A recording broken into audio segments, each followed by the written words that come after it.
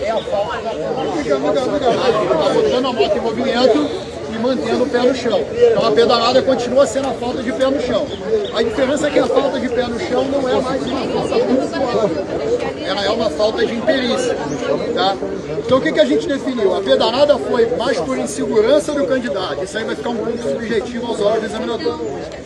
Por conta daquela saída insegura, ele pedalou ali botou o pé 2 vezes no chão e seguiu, é uma falta de imperícia e ele segue a prova.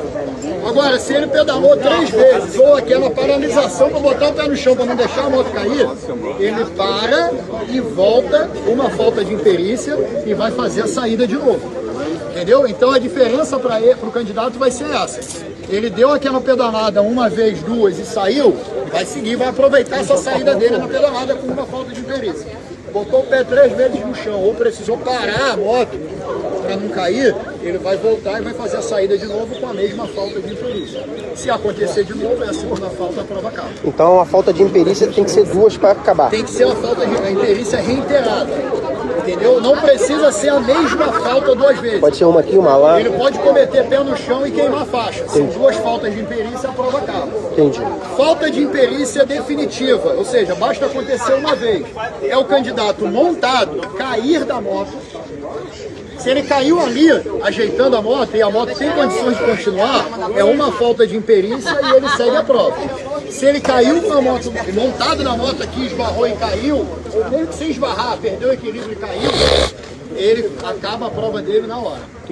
Tá? Mesmo que a moto tenha condições de continuar, é uma interrupção imediata. Ou se ele derrubou o cone, ou arrastou o cone dele. Entendeu?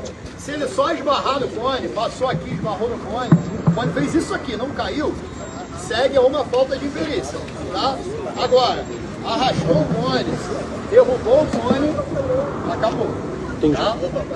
Que às vezes a frente no carro e vai, a moto e vai. Outra situação, o candidato passou reto, pulou o cone, é uma falta de imperícia que descobriu o percurso. Vai ser parada a prova dele e ele vai voltar para fazer o controle. A mesma coisa da interrupção que aconteceu aqui antes. Por quê? A ordem é interrompeu a moto, continuar de onde parou. Exceto nas 3 etapas obrigatórias do exame, que é os ralos que vão dar aqui. Desenvolver primeiro, a segunda e continuar fazendo ele volta para o início até o último cone. Se ele já tiver passado o último cone e deixou a moto morrer, ele vai continuar de lá. Ele não precisa retornar. Agora, se ele parou aqui no último cone, ele vai ter que voltar e fazer de novo. Tá? Se passou no último cone, não precisa voltar. Se parou, se passou, continua de novo. É bom.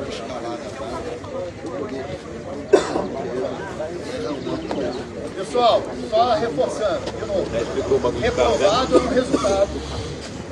Imperícia reiterada é outro resultado. Imperícia reiterada é prova interrompida. A prova interrompida na hora. O candidato sai daqui sem resultado. Ele não foi reprovado. Prova interrompida por falta de perícia técnica, por imperícia técnica. Ou seja, eu não consegui avaliar ele pela incapacidade dele de demonstrar o conhecimento que ele adquiriu, de acordo com os critérios que já foram colocados desde a resolução federal e agora no nosso manual de execução do exame. Tá? Ele é interrompido de imediato. O candidato reprovado por pontuação vai até o final da prova e a gente comunica no final a reprovação, tá? Por pontuação. Continuando a prova, se você mais de montado, se quiserem, pode me acompanhar. Se passou direto, vai voltar, se passar direto de novo. São 2 imperícias, tá? Já falamos que se ele sair da faixa e voltar, são 2 imperícias, que é uma de discurso e a outra de faixa.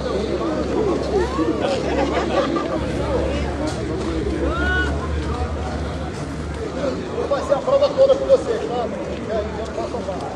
Então, aqui nesse meio, se o candidato fica na lateral da frente, se a frente ele está desde que ele consiga voltar, por aqui é alta, mas tem lugar que é só que é pintura, né? Se ele saiu, não completou a prancha ou subiu pela lateral, vai ser interrompida a prova dele parcialmente, para ele poder retornar e fazer novamente a prancha. Aí retorna de lá de onde ele voltou, lá do último cone, e vai desenvolver a segunda e passar por cima da prancha, tá? A seta somente pode ser ligada após descer da prancha, tá?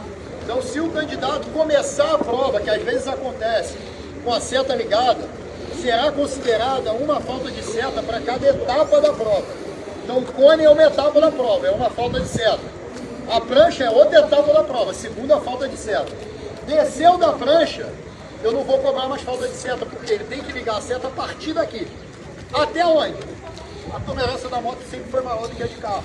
Então, até ele chegar próximo da curva lá, é esse espaço que ele tem para poder estar ligando a seta. Ao sair da prancha, até mais ou menos aqui.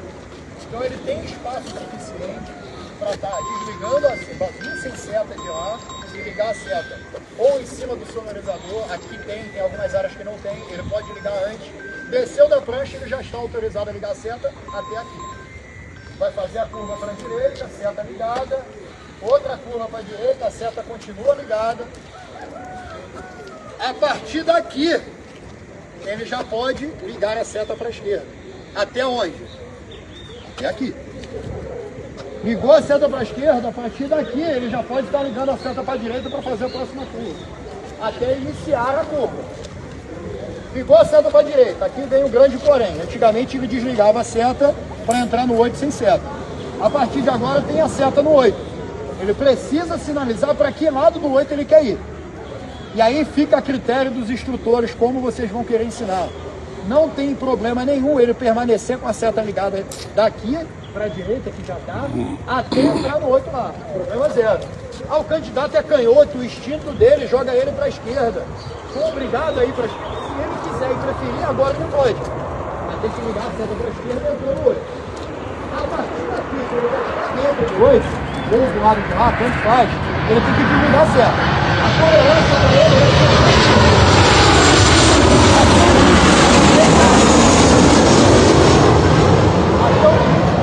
desligando a seta, tá? Desligou a seta aqui, vai fazer o 8 normalmente. Mantendo a seta ligada, quando ele passar por aqui, uma falta de seta. Vai, volta, passou aqui de novo, segunda falta de seta.